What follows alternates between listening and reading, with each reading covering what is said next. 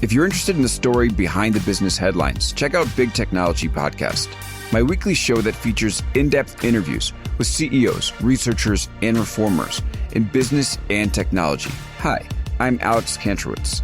I'm a longtime journalist, CNBC contributor, and the host of the show. I empty my Rolodex every Wednesday to bring you awesome episodes, so go check out Big Technology Podcast. It's available on all podcast apps. Would love to have you as a listener. From LinkedIn News, I'm Jessie Hempel, host of the Hello Monday podcast. Start your week with the Hello Monday podcast. We'll navigate career pivots. We'll learn where happiness fits in. Listen to Hello Monday with me, Jessie Hempel, on the LinkedIn Podcast Network or wherever you get your podcasts.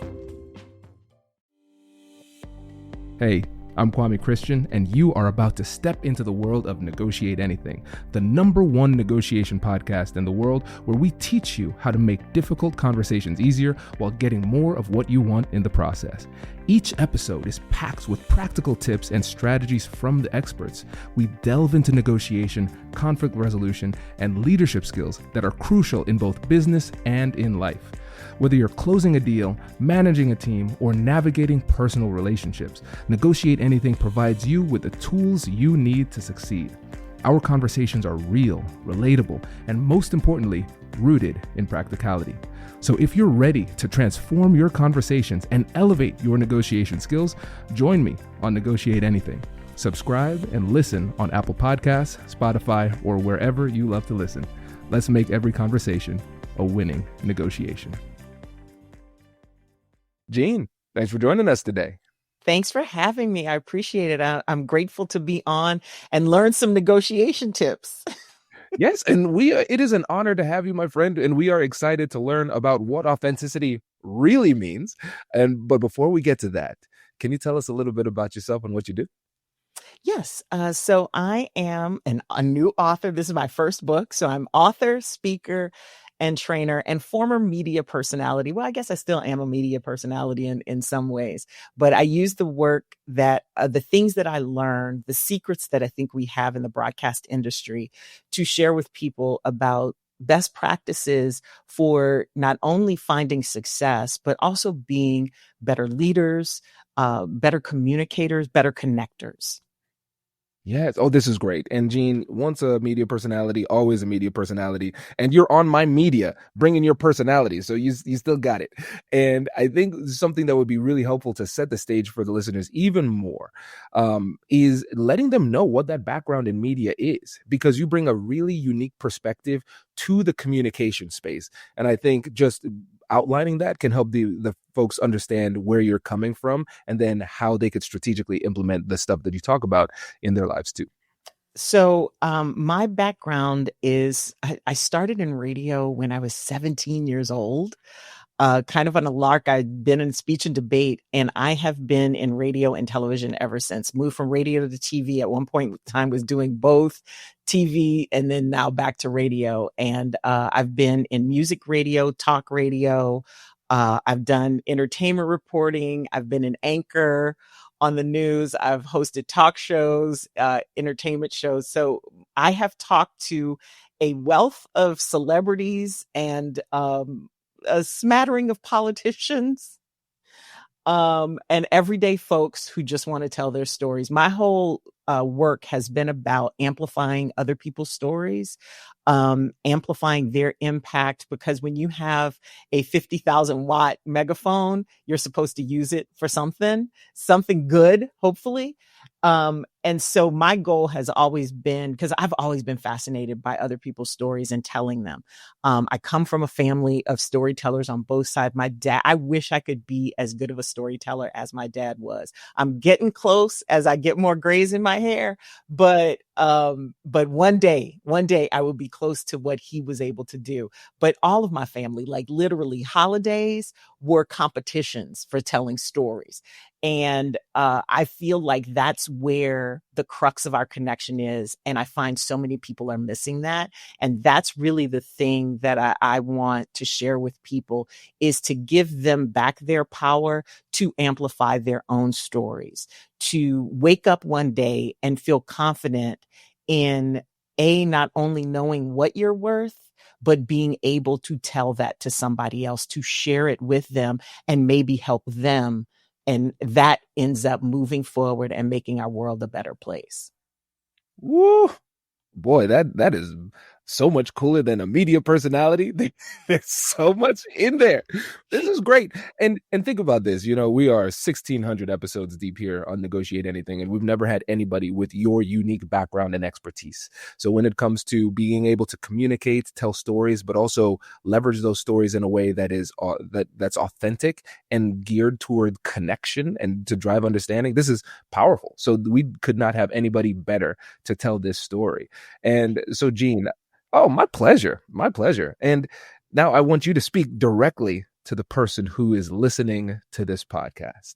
And I want you to tell them what changes in their life if they are able to put what we are about to talk about today into action in their lives. After you listen to this and you go to bed tonight, tomorrow morning when you wake up, if you've done what we talk about, you will have a sense of knowing exactly where you belong, what lane you are in, and you will be able to own it, especially when you are trying to level up, transition, or do something different, whether that is get a new job, get a promotion, close that sale, convince your children what to eat for dinner tonight. Whatever it is your goal is, when you know where you stand, it is so much easier to connect with other people and move the needle and move forward together. And that's what I hope you will do tomorrow morning if you do the work we talk about today. Oh, this is incredible, Jeanne. And the timing is perfect. I just cooked dinner. It's salmon, and I put my heart and soul into this. And if these boys reject me again, I'm going to be a broken man. Listen, the struggle is real. That's the reason why I bring up that example, because every parent, every auntie who's ever had to cook for her nephews and nieces, which would be me, listen, the negotiation tactics that have to happen around dinner time are crucial. It's crucial. It absolutely is. And now let's get into the book, but first, one of the key words in the book, we have fearless authenticity. And we were vibing before the episode started, and you helped me to recognize that one of the biggest challenges people have with authenticity is that they do not understand what it really means. So can you break down what authenticity is, but even more importantly, what are the common misunderstandings that hold people back when it comes to understanding authenticity? The biggest misunderstanding that people have about authenticity is that they believe it's full disclosure and that's it. To me, that is an unexamined authenticity. It's also probably not accurate. I think people, especially the people who are against authenticity in the workplace, I don't want to know all their business. That's not what it is. Authenticity, true leverageable authenticity, is about understanding who you are, what you've experienced, and then turning it into an action, applying it to whatever it is that is in front of you, whatever tasks it is. The most successful people are the people who make meaning of the world, right? The people who put things into context. The most valuable people in any organizations are the ones who can either transform processes, take data and use it and apply it. What do you think that interpretation is? It is an application of what you know, what you've experienced and put it into action for the people that you serve, whether that is you as a middle manager, doing that for the people who report to you and are actually doing these processes, or to the people above you who, in the org chart, who actually need to understand the higher level thinking that goes behind what they're doing, because a lot of times there's a disconnect in the org chart, right? That's what I find with my clients. There's a disconnect. And almost every time somebody identifies what a problem is, they ask me to do one thing, like maybe it's, improving how they connect with their external stakeholders of some sort. Guaranteed, when I get in there, there's something happening internally.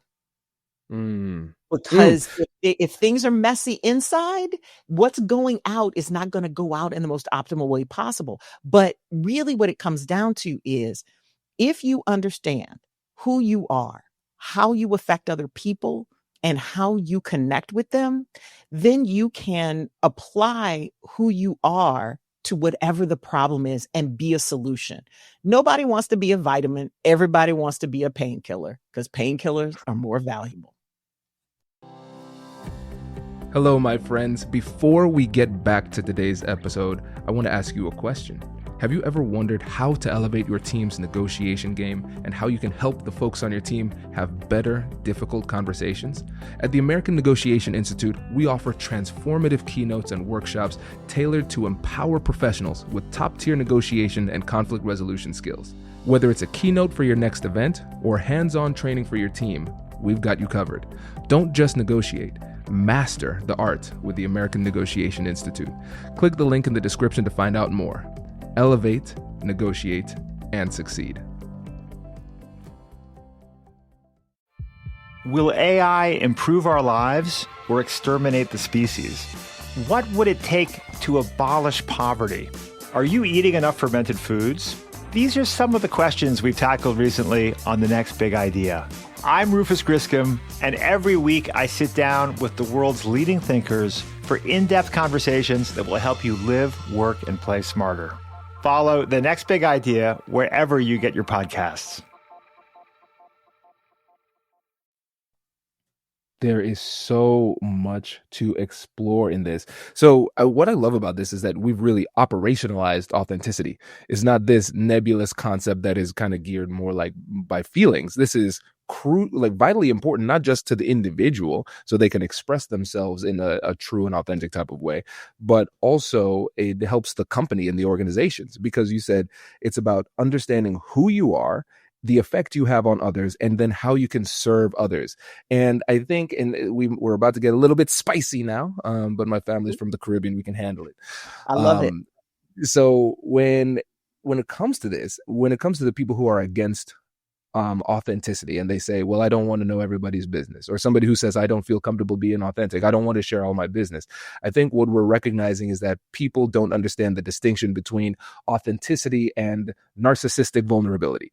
And with narcissistic vulnerability, this is just us sharing everything, forcing everybody to center on us. And then, they are bad if they reject who we are in that awkward word vomity type of situation where you're just kind of like phrase. Oh, I love that phrase, because that is exactly what oversharing is.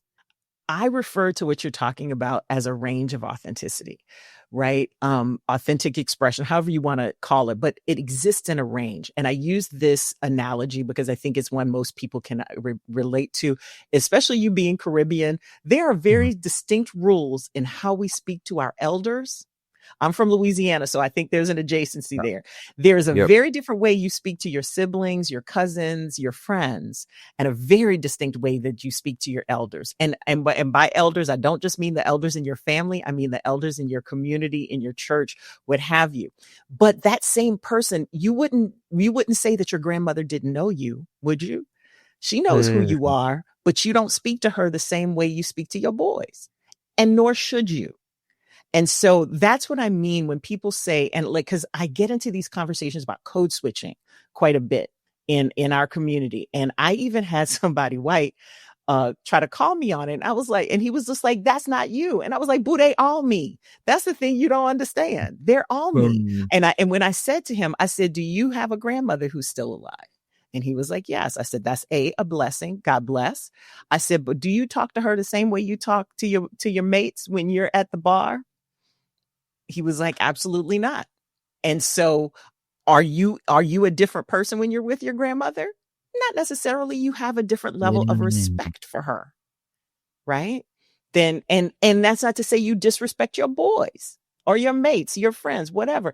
You're not disrespecting them. You're speaking to them in the way that you guys communicate.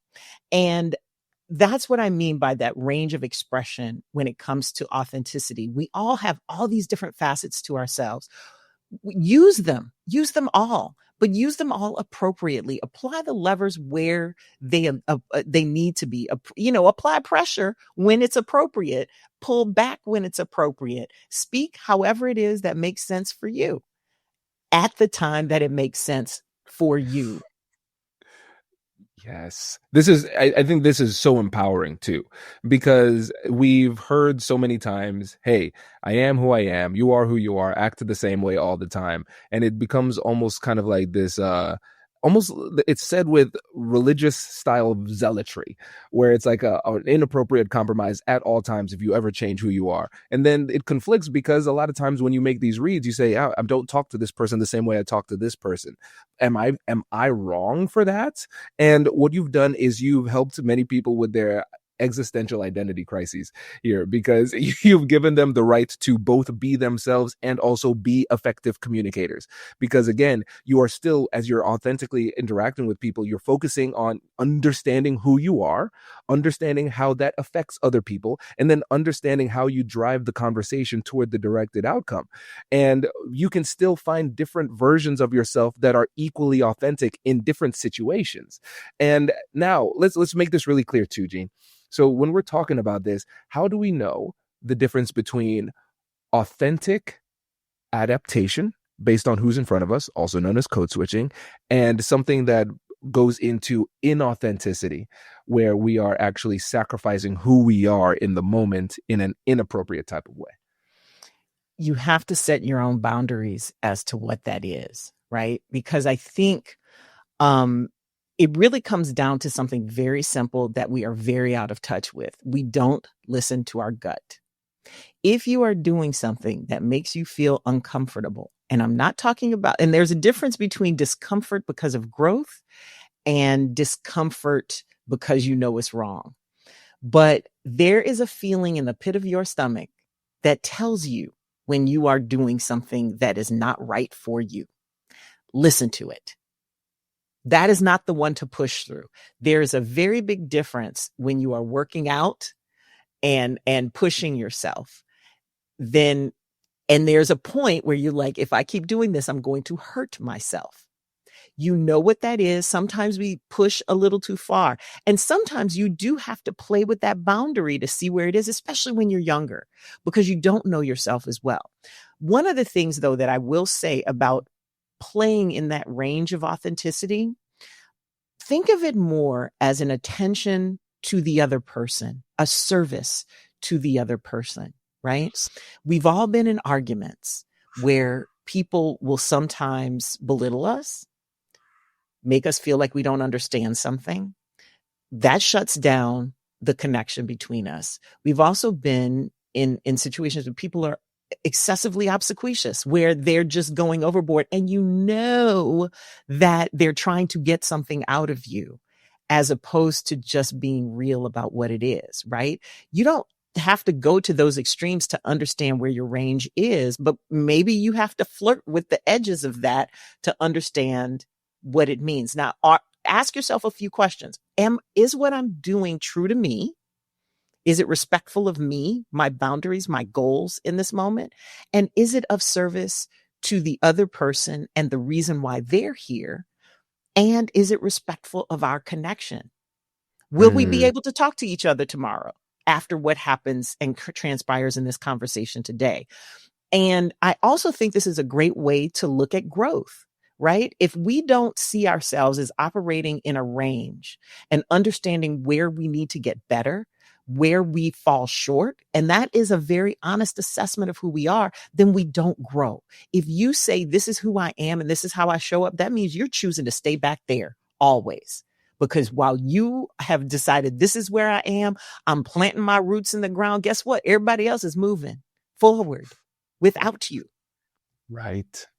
Yes. But the world doesn't stop. Change doesn't stop just because you decided this is who I am. And I think that's a cop-out. I think it's lazy. And I'm sorry. I try not to be judgmental, but that is one of the things I am very judgmental about. Like, you know what? I get it. It's hard.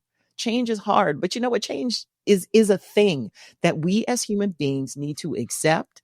And yes, we will always struggle with it because we hate change. We like, oh, it got good. Let's stay there. Guess what? If you stay there, it's not going to stay good.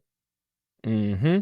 Now let me go ahead and I think I'm picking up what you're putting down, because I think underneath all of this great advice, there's a special message to people who are the other, whatever other means in this context, right? And that could be anybody depending on the circumstance.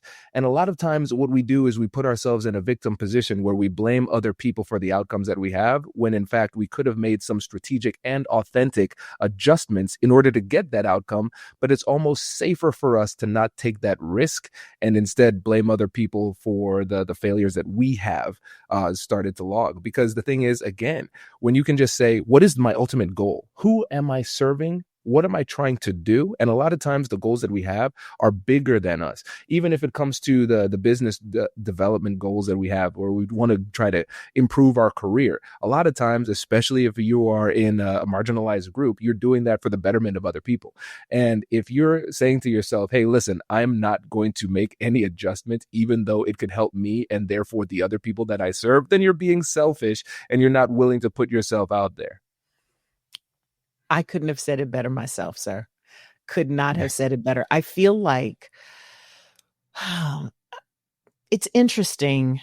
One thing I've learned in this work, no matter who I talk to, no matter how they identify, no matter what groups they seem to belong to, just from the outside looking in, every single person that I have run into has felt like other at some point in time in their lives. Yes. It is a very human experience. And I would say probably one of the few universal human experiences to feel like you do not belong, to feel like you are not in the right place. Even though some of us have, and all of us have different levers of privilege, right? Depending on how we grew up, no matter who we are, no matter how we identify. There are certain things that we might have, like good health, like literally health is a privilege. I don't know that people realize that sometimes. Having a home is a privilege. And there are different levels of that. But what I have experienced in taking this work into, especially into corporations that are trying to change, right? Either implementing a change process that they've already had or having been forced to change because of the environments that they are in. Or the conditions of work, that every single person that I end up talking to at some point in time in their life, their career, in their existence, has felt like they weren't part of the group. And that impacts how we relate to each other. Because I think when you can tap into where you belong, right? And what you can do and what your value is, then you have a sense, a foundation from which to operate. And it also gives you empathy for how somebody else who might not belong or might not feel they belong, how they are experiencing their world. And I think that empathy and that understanding helps us to connect because people feel it. One of the things I think that surprises people a lot with where I start with any communication effort when I'm talking, whether it's leadership, external comms, internal comms, whatever it is, I always start with the person I'm talking to. You always start with you. Even though the person you're talking to is the most important in this particular instance, you have to know you first. Before you do anything, before I call it live it, tell it, sell it. Live it is about you, how you live and how you move and how you're affecting other people. When you know that, then you can proceed to tell a story because the stories are what connect us. And sell it is to the person you're talking to because we're always selling something. And that part people struggle with. I don't think anybody's ever surprised that I say that, but they fight me on it. Well, I'm not selling this and that. I'm not a salesperson or whatever, because I think people automatically go to a negative connotation of sales, which at the end of the day is you trying to separate yourself from the part that gives you the ick about asking for something, right? About sharing yourself, the fear of failure that comes with that scarcity mindset that you brought up earlier. The reality is from dinner, where we're going to go to dinner, what our kids are going to eat for dinner, to what job we're going to take is about selling. It is about selling, whether it's an idea, whether it's a product, a widget, a service we're always be selling is for real, because we always are. We just don't want to admit it. Right. But when Right. we start with who we are first, then you can, because you can't control how people take what you say. You can't. You only can control yourself and how you tell the story, and get real clear about how you affect other people, because most people don't even know what their tells are, right? Poker players hide all of their expressions because they don't want people to see their tells. And other good poker players, no matter how much you put that cap down, no matter how many dark glasses, there's something you do. It's going to be a twitch. It's going to be something that's going to tell somebody what you got in your hand. We do it every day. Get honest with it and know what your tells are, because your tells also tell you something about yourself. I need an example here, Jeanne, because let's think about an example, because you've had so many incredible high-level conversations with high-level people, high-stakes conversations too. And I think if we can encapsulate the brilliance that you just said in a story, that would be really helpful for folks. Okay, so how I'm gonna tell this story without giving away to people, though, because this is actually all right. So in my media career, I have interviewed many celebrities. And when people are in crisis or something has happened that they don't want to talk about, their handlers will always tell you, don't ask a question. How can I anonymize this? Ooh, this is hard. I interviewed a recording artist who had been through a breakup, of a fairly public relationship. And this recording artist is known for serial monogamy. And, just going from one to the next to the next. And he had an album out, a new, drop release or whatever. And I interviewed him. And this is not my first time interviewing him. And so I look at him, he looks at me, we start talking about, I'm like, oh, good to see you. How you doing? Hugged up, whatever. And we start the conversation about the album, because that's what he was there to talk about. And so I could tell, because he knows me, right? Like, we've met before. And I could tell he was like trying to figure out if and when I was going to ask about said breakup. I could tell, because he would literally look at me like after every question, be like, that's the question you want to know? And when I tell you, I took my time.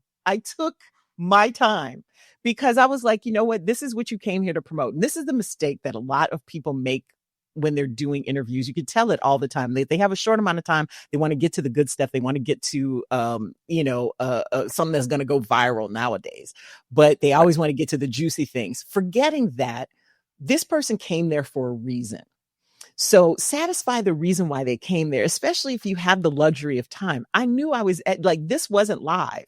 So I knew I had the luxury of editing out most of this and whatever. And I wanted it to feel like a conversation. I knew I had about 15, 20 minutes with him. So I spent the first 7 minutes just talking about the album like this, comparing it to past albums. Like, remember when you did this? And remember when this happened? And blah, blah, blah. And every time he answered the question, it was like, okay. And then he went with it. And I could tell by it. And then by like the third question, he had kind of relaxed and he kind of sat back and whatever. And that's when I leaned forward and I said, so listen, now, I was a big fan of you and so-and-so together. What happened, baby?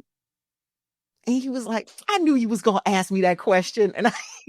But the thing is, he answered me. He answered the question.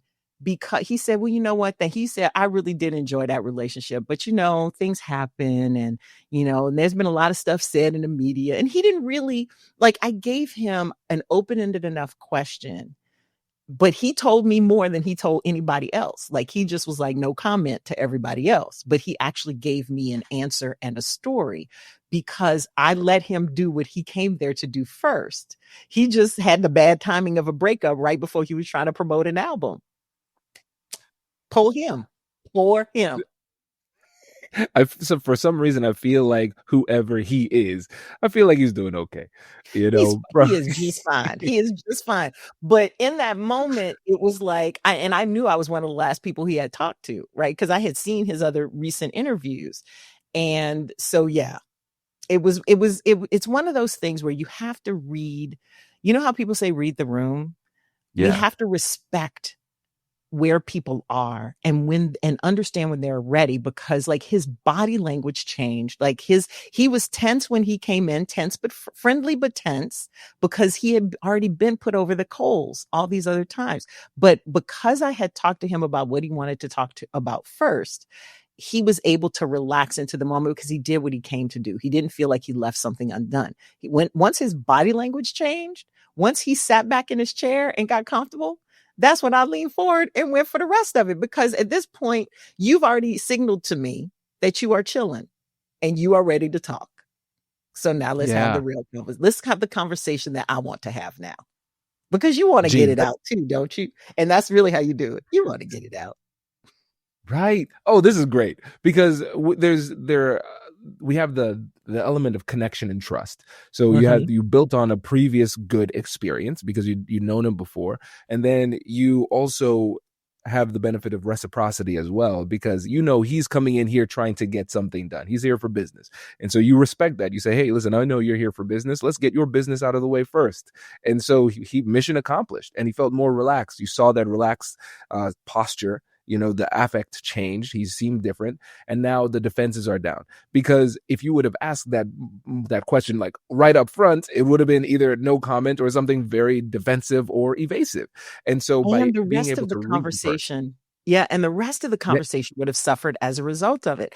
And, Exactly. and I think the same things happen, even when I go to speak to an organization or to do things. Like one time, a group of financial executives, and I rarely get the opportunity to talk to people in banking and stuff like that, because they, at least early when I started speaking, because my topic doesn't sound like it would necessarily fit, right?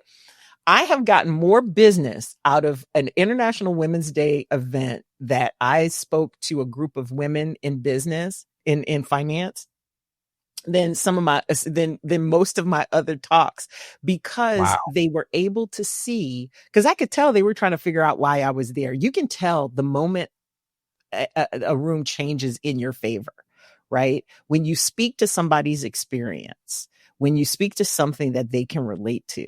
And the same shift that happened with that artist happened with these women. They were in the room, they were being polite or whatever. And you say what, I realized like, okay, this is a little cool here. And so I spoke to being a woman in a professional setting and how what the value is that we bring is often not seen, and we have to express it. Everybody sat up. Just a little bit. Some people did the RCA dog. Like all of a sudden you can tell when people pay attention because you're hitting a chord. This is great, because this concept of not only knowing your worth, but also communicating your value is one of the hardest things to do, because you don't want it to seem as though you are begging for validation, where you're almost giving the other side all of the ammunition saying, hey, pick me because of this and this and this and this. And right. There's a way. And so there's a really tough balance where you don't want to come off as needing their validation, but at the same time, you want to communicate your value to them from a place of power. And so when you're coaching people and working with people and doing these amazing keynotes, what advice do you give to people who are struggling to communicate their value without seeming needy as they do it? So the reality is that you never have to say what your value is. You carry it with you when you enter a room. It's energy. It's not necessarily words, even though the words are important. And this is the reason why I start with the individual. I call the exercise uncovering authenticity, finding value, because most people don't know what value they actually offer. Because their value proposition often shifts depending on what the situation is, even if they're bringing the same thing to the table. So I usually ask people 3 questions. The first one is, what do you actually do? What's the work you do? Not your job description, not the outcomes that you are hired to make happen. Not, what's the physical work you do every day? What is it? Do you lead teams? Do you, provide support for your team? Do you communicate to your external stakeholders? Do you make things? What do you do? Then you ask yourself, what benefits do other people get from that work? And think about all the different people and groups that can have a benefit from the output you have. And then third, what's important to you about providing those benefits? Because you have to connect what's important to you, the classic Simon Sinek, what's your why? You have to connect the reason why you do something to your values and to what's valuable. And while I believe that people have value regardless of their work output, the reality is that most of us look at our output in this way from look at our value in terms of our work output, especially if you're American. So that's why I base it there. And then you make a statement about who you are, the value you bring to other people, and why that's important to you, because then it grounds you in your values, what's important to you. At the end of the day, the thing that keeps you going, the thing you believe in, whether that value is equity, whether that value is, abundance, whatever it is that you value, your work has to benefit other people in alignment with that. I also think that's a way that you decide where you're going to be. Does the organization you work for actually reflect the same values that you do? Do you reflect the same values? Is there a mismatch? Has there been a change? Like that's how you decide if the work you're doing is valuable, especially as you get older. Then when you know that, you walk into the room very differently. So you could be talking about like most of us do a wide variety of things, right? So when you walk into a room, that person may only care. You may only talk about the thing that they care about. But when you walk in, you bring all of the value that comes with you into that room. And that is how you don't turn into a pick-me. Because you don't need that validation anymore, right? What you need, like, that's the reason why I'm able to go in and diagnose problems for companies, right? Like I had a company bring me in to develop some leaders, some women leaders in the organization, because they were expanding and they were expanding wide. They were adding new things to it. So it was a wide and kind of flat organization. And they had a lot of people that weren't ready to move up, right? But they wanted to. So they brought me in to do this pilot program with this group of women. And I had been told that they had potential and that they just needed, further training and, understanding of how to communicate as leaders in the organization. And when I started working with them, I realized they didn't have potential. They already had it. They were already doing it. It just wasn't being recognized by the people who needed to be making decisions to put them in the positions they were. So I realized part of that was that they didn't know how to communicate because they were so busy doing that they weren't talking about what they were doing. So so even though people had a sense that they were doing something, they weren't able to communicate it because they themselves were so busy doing that they hadn't stopped to celebrate what they had done. So when my work with them was primarily about helping them be able to see for themselves what they were accomplishing. Wow. And when they had their final presentation to their C-suite, the CEO said to me, "Oh my gosh, you did such a great job with them." And I'm thinking to myself, no, sir, I did not. I just taught them how to talk to you about what they do. But it doesn't matter what I did. I did what they hired me to do, which was see that potential, like had I needed to build potential in them, great. Like there were a couple people who did need some further skill development, but really it was about teaching them how to share what they had already done in a way that helped other people see it and changed how they walked into the room.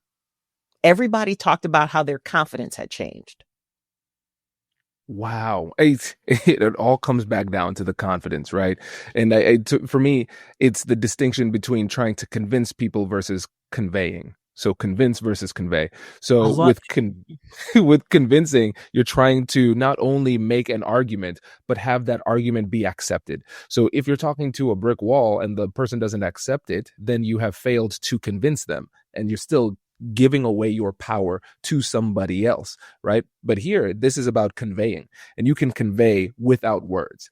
And if we want to go through the different generations, we have different terms for it. The youngest generation would call it aura. We might call it confidence or swagger. And in the business world, we might call it executive presence. But all it is understanding who you are, the value you bring, and how to connect and have a positive impact with other people. And then I love tying all of that into your values too, because when you are able to have that internal alignment, communication becomes far easier because you understand where it's originating from. To me, through me, to you, for a purpose. And you've given people so much clarity. It's kind of, I forget who it is, Da Vinci or Michelangelo, some incredible old Italian was when it comes to making the statue of David, they said it wasn't so much that I sculpted this, it's that I revealed what was already within the marble. And I think that's what you're doing with people. You're helping them to shed those internal and external barriers they have to true, authentic self-expression. And I think this is incredible work. Thank you. I hope that it has an impact, because, when you like all of this came up accidentally, right? Or maybe accidentally on purpose. I don't know. But it revealed itself to me in the way that, I was guided and led and all of those things. And I realized other people didn't have this. I took for granted, we take for granted what we know and what we are exposed to. And I want to go back to one thing you said about convincing. Most of the time when you are trying to convince somebody else, chances are the first person you're trying to convince is yourself. That's what convincing is to me. It's asking for that validation. But yeah. Ooh, now see, I keep on trying to end this interview, Jeanne, and you keep on being brilliant. Because what's really interesting is that if we think about it, this is a powerful philosophical message, because what we're recognizing is that we can't really convince anybody of anything. We have to put them in a position and converse with them in a way that allows them to convince themselves. That's true persuasion. But there is one person that we can and should convince, and that's ourselves, because we are taking the action and we are the ultimate authority in our life. So I just need to convince myself. And sometimes that takes a few minutes, a few seconds, might take a few days, months, weeks, or even years. But once you can convince yourself that you are worthy, that you have it, you can see that value, then it makes it so much easier for you to convey that just with the presence that you bring. Indeed. Yes. You got the keys to the kingdom, my brother. I love it. This is great. And Jeanne, before you go, just make sure you can let the listeners know about the book, where they can get it, and how they can work with you too. Yes, everything at fearlessauthenticity.com. If you want information just about the book, put a /book on the end of that and it'll take you right to that page. But fearlessauthenticity.com is where you find me. And of course, I'm active on all the social medias. So join me on LinkedIn if you prefer to be professional. If you want to be a little silly, come join me on Instagram. We have a lot of fun over there. I even try the TikTokies every now and then. You got to have fun and wait, what is the kids? You got to have a little riz. That's right. That's a little riz. I try just a little bit. Oh, I love goodness. it. Jeanne, this was fantastic. Thank you so much for joining us.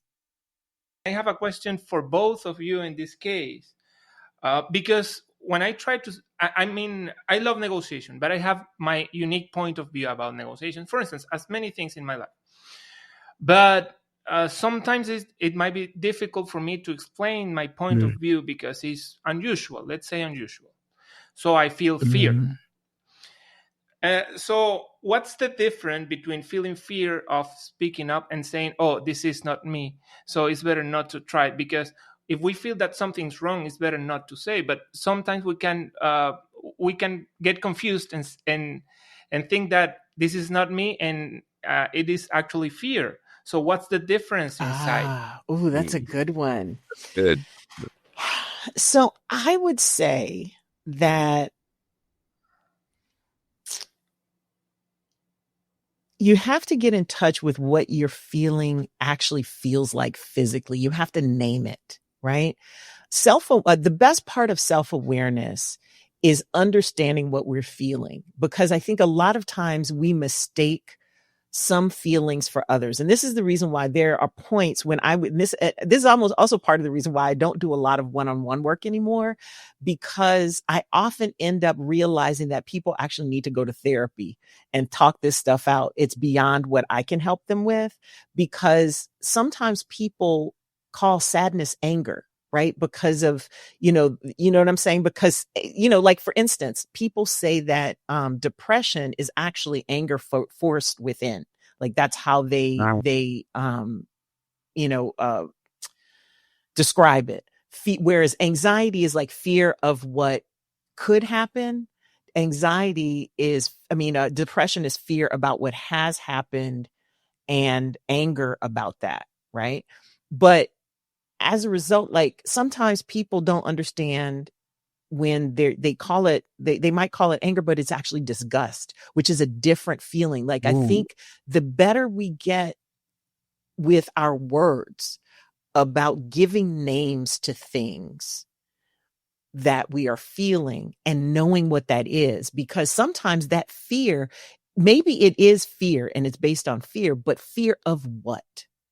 Right? Is it fear of, if I say this, then I won't be accepted anymore? Is it so is that a fear of not belonging, or is it a fear that I'm wrong? Right? So is that a doubt? Is it actually doubt? So I would say you'd have to really, like, that's an internal experience that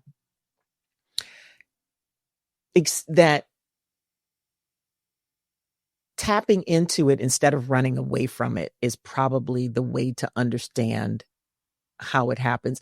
And sometimes it is about taking that chance, not listening to the fear. And this is what I meant when I said to Kwame earlier about pushing those boundaries, to figure out where those boundaries are for you. So it's like, okay, I have fear right now, but what am I actually afraid of? Should I push this? Let me see. Sometimes you got to do an A/B test. If I do this, what happens? And you have to weigh about whether or not you have the opportunity, or if it's too big of a risk for you to test it in that moment. But nothing ventured, nothing gained. So learning yourself is the most important part. What is that fear? And knowing when the fear is actually a warning and when it's just your body going, ooh, am I going to stand on business today for myself, or am I going to capitulate? This is good. I just a couple things to add, because for me, when it comes to those types of situations of whether or not I should say something and I feel that fear, I understand that it's familiar and normal.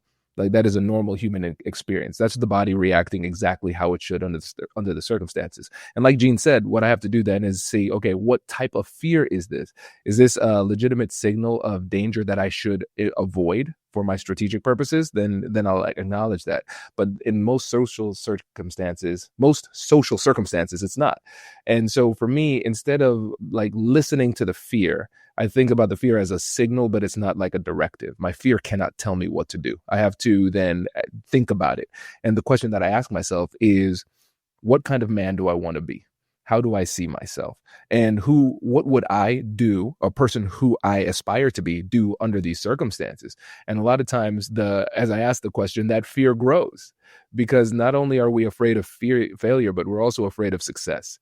We're also kind of worried, like, am I worthy of what's on the other side of this? And then even if I do make the right move and I do level up, can I handle the next level, right? And so a lot of times when you see a tough situation where it's either a lot of pressure or a lot of stress or something bad happened, you'll see me, I will not only be smiling, but laughing, because I've developed this habit of, I'm going to laugh at the fear. It is a part of myself that will always be along in the journey, and it will always be there raising the alarm bells in an almost cartoonish type of way. So I just have to laugh, and I know it'll come back in waves, and I just need to figure out, all right, really, it's not a situation where what I need to do is strategically difficult to do, or it's not a question of whether or not I have the tools to execute. That part's actually really simple. I'm just struggling with the weight of the decision because I recognize that it's something substantial. And once I'm able to distinguish between how I'm feeling and what is real and what needs to be done and who I aspire to be, then a lot of times it's really clear what to do. And you just have to push through that feeling. And I treat it as a practice session. Every time I overcome my fears, I have just practiced overcoming my fears. So it's not even so much about what it is that I'm trying to say in the moment as it is about who I aspire to be and getting better at conquering fear. That is deep. That is beautiful. It is about alignment. It really is about alignment. I just looked over because I wrote myself a note for like when you freeze, because like freezing is one of the most primary things that happens when you're fearful. And I saw a woman, a neuroscientist, talk about how you make decisions when you're scared. And it's about identifying what it is, like what Kwame said, like identifying what it is and then making a decision about that thing. Like if it's about a commitment, ask yourself, will this drain or energize me? Right. And because then you know what you're afraid of in that moment. Like, I'm afraid of being drained. That's probably what it is. And then you ask yourself that actual question. Is that what it is? If it's about tasks you need to do, what will move the needle the most? Right. And so I would say the same would be true of, intervening. Let's call it intervening, whatever, changing some outcome. Will this move the needle? Will it get me closer to my goals? And then if it's a really urgent thing, the question that I ask now is, what will my future self thank me for doing in this moment? Ooh, that's good. And I wish I had written down the neuroscientist's name, but like I'm a sticky note person, so I have it written down and I have it stuck on my other laptop so that I can see it when I'm having those moments, because your brain kind of short circuits when you're feeling feelings. And this is all the feelings, whether it's fear, excitement, joy, anything, your brain kind of shuts off when it floods with all of those feelings. So you're not able to actually think through that moment as well as you would like to. But once you acknowledge what the feeling is, then all of a sudden you kind of take away some of its power over you. And then it's about knowing what to do next and making that a habit. Like the laughter is a great way to short circuit a lot of emotions. Like I use that with my, with when I'm coaching people for media and stuff like that. If you can find a way to laugh when you're nervous, the nervousness goes away, at least long enough for you to get like your first answer out, or, something that will give your body feedback that, oh, I'm safe now. Because that's really what nervousness is about. Congratulations! You've just joined an elite club. By listening to a full episode, you're now officially on the Negotiate Anything team. So welcome aboard. What most team members do is they subscribe to the podcast because that allows them to automatically get the latest episodes of the show. The best things in life lie on the other side of difficult conversations. Keep learning, keep practicing, and keep getting better. Your relationships will improve, your career will soar, and you'll have the confidence you need to get the most out of these crucial conversations. Again, thank you for joining the team. We're excited to have you, and I will see you in the next episode. I'll catch you later.